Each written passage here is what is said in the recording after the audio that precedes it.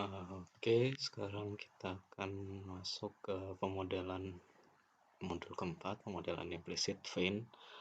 Nah, jadi ini akan menggunakan leapfrog.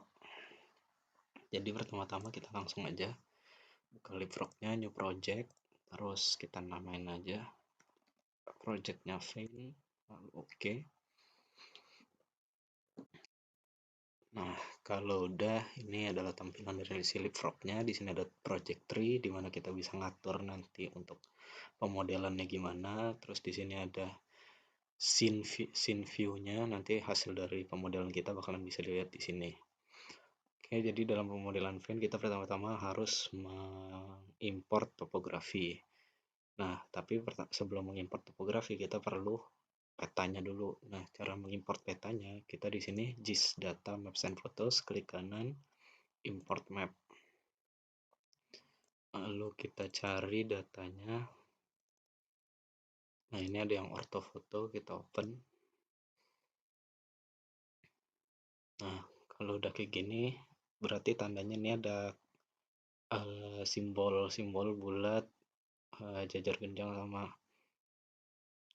bujur sangkar sama persegi. Ini tandanya kalau si peta ini udah digitasi dengan georeference. Nah, terus kalau udah kita import aja. Nah, kalau udah ini udah masuk si ortofotonya, kita drag. Nah, ini si ortofotonya, si map yang kita mau, si daerah yang mau kita modelin. Nah, lalu selanjutnya kita baru ke topografi. Nah, di topografi kita importnya di sini, klik kanan, new topografi. Oh, sebelum ke topografi kita set clipping boundary dulu supaya kita tahu nih batas-batas dalam melakukan pemodelan itu tuh si komputer ini bakalan ngemodelin sampai mana. Nah, ini kita atur aja.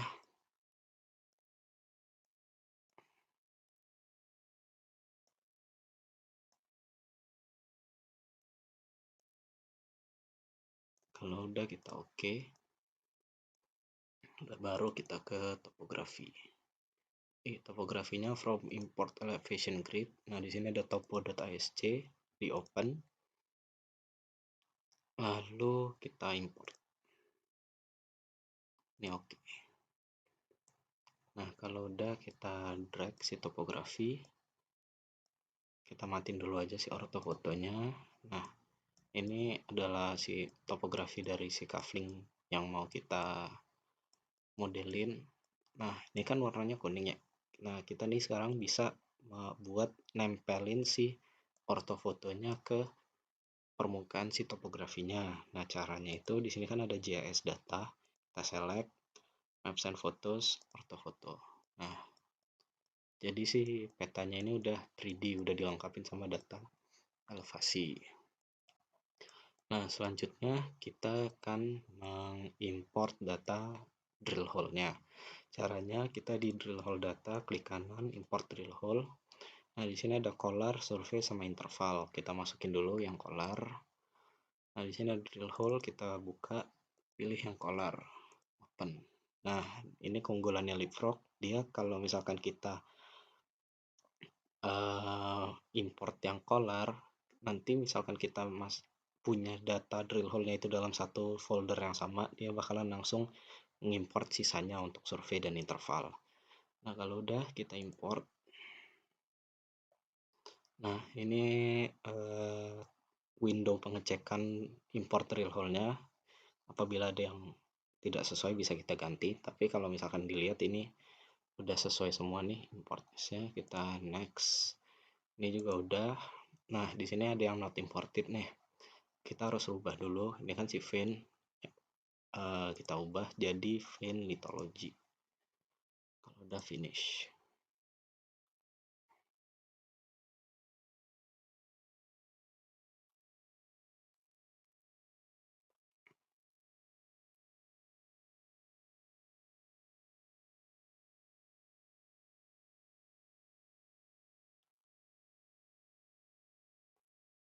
Oke, ini data drill hole-nya udah ke import. Kita coba drag aja.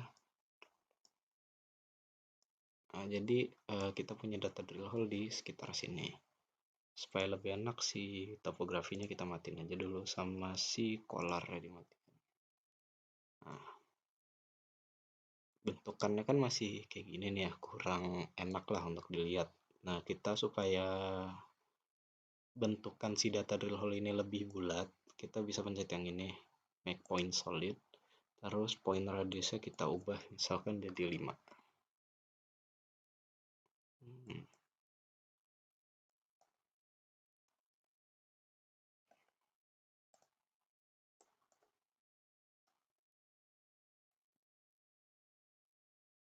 Oh, sorry, salah. Jadi gini, bukan di collar ngaturnya tapi di litology. Nah, ini kita make point solid. Nah, line radiusnya kita ubah jadi 7 aja. Oke. Nah, kalau udah kan kita bisa kan dilihat nih dalam data drill hole ini ada macam-macam warnanya nih, ada yang hijau, biru, merah, ungu, kuning dan lain sebagainya. Nah, supaya kita tahu gimana maksudnya tuh di area tersebut warna itu tuh merepresentasikan apa, kita bisa lihat di legenda. Caranya ini kita klik aja. Nah, udah ada nih legendanya dari si litologi drill hole-nya. Kuning itu cover, hijau itu skis A, lalu ungu itu skis B dan lain sebagainya. Kayak gitu. Nah, informasi ini bakalan berguna nih untuk nanti kita dalam pemodelan. Lalu lanjut kita mulai modelin nih. Nah, dalam pemodelan itu kita di sini kita itu harus membuat yang namanya geological model. Nah, geological model ini nih seperti wadah dari pemodelan yang mau kita lakuin. Jadi si geological model ini wadahnya, nanti setelah geological model itu ada beberapa fitur-fitur lagi yang bisa kita gunakan untuk mengisi si ruang yang ada di geological model. Nah, cara buat geological modelnya tinggal di klik kanan di geological model, terus new geological model. Nah, ini base lithology kolomnya lithology, terus enclose objectnya kita buat di lithology aja. Nah, pastiin ini kotaknya ini udah udah ngecover semua drill hole datanya. Oke, kalau udah kita oke. Nah, di sini udah muncul kan ya. Nah, kalau misalkan kita coba drag output volumes, nah ini udah kebentuk nih sebenarnya model yang mau kita buat, cuman masih belum ada informasi apapun. Jadi ini baru informasi topografi aja yang dia pakai. Nah, kayak gitu. Jadi kan kita butuh warna-warnanya nih supaya kita bisa tahu, oh di lapisan ini, di kedalaman ini itu ada litologi apa dan lain sebagainya kayak gitu. Nah, selanjutnya ini kita matiin aja dulu.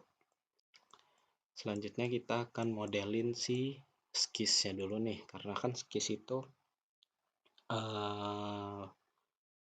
bukan tipe yang kayak vein yang mengintrusi. Nah, jadi kita modelin si skisnya dulu. Nah, di caranya itu kita di lithology kita open. Nah, kita lihat dulu nih, kalau misalkan udah ada semua lithologinya, pastiin dulu nih si lithologinya ada semua. Kalau udah kita oke. Lalu kita ke surface chronology, kita pakai ini surface chronology, diklik kanan lalu new deposit from base lithology. Nah, select primary lithology-nya kita pakai skis B. Lalu ini contacting-nya ini kita skis aja. Jadi semuanya yang selain skis A itu kita masukin ke ignore. Terus kita oke.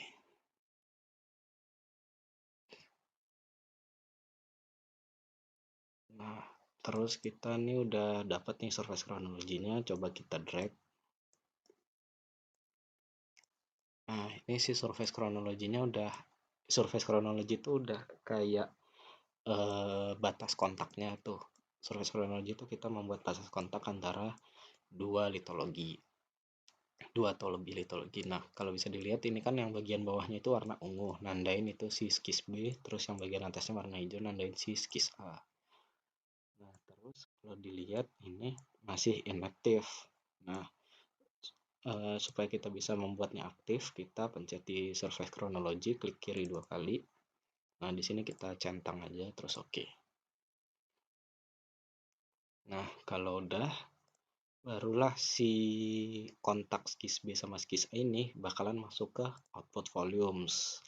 Nah, kita coba drag si output volumes-nya. Nah, ini udah jadi nih buat si pemodelan skis B sama skis A-nya. Nah, sekarang kita modelin si vein. Nah, ini kita remove aja dulu.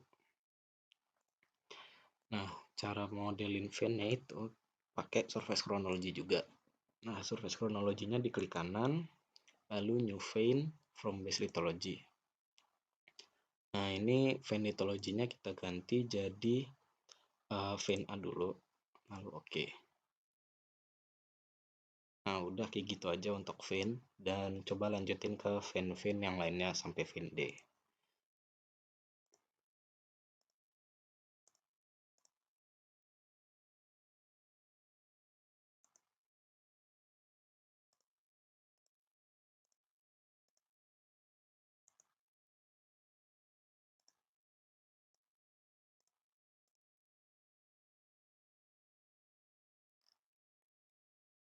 Nah, kalau udah sampai vein D, kita buka dulu nih satu-satu. Dari vein A-nya kita drag, terus vein B-nya juga kita drag, vein C drag, vein D-nya juga kita drag.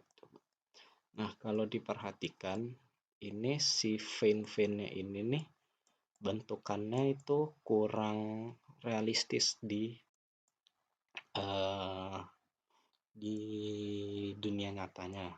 Nah, dan juga kalau dilihat ini si vein-veinnya ini tuh melebihi data drill hole yang ada, jadi bisa dibilang dia overestimate.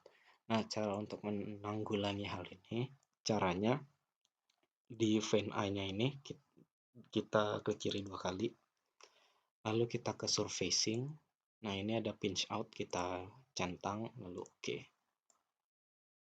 Nah, jadi si vein A-nya ini udah sesuai dengan data yang ada dia pemodelannya. Nah, lakukan hal yang sama buat vein-vein lainnya.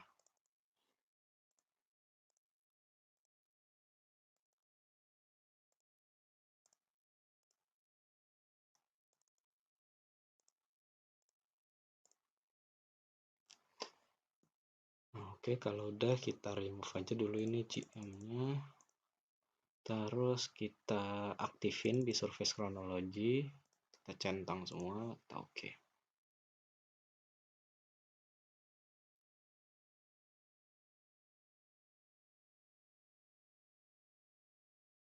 Nah, kita masukin output volumes ya. Nah, udah jadi kayak gini. Nah, ini kelihatan kan ada garis-garis vein-nya di sini. Nah, kira-kira segini aja praktikum buat yang vein. Sekian, terima kasih.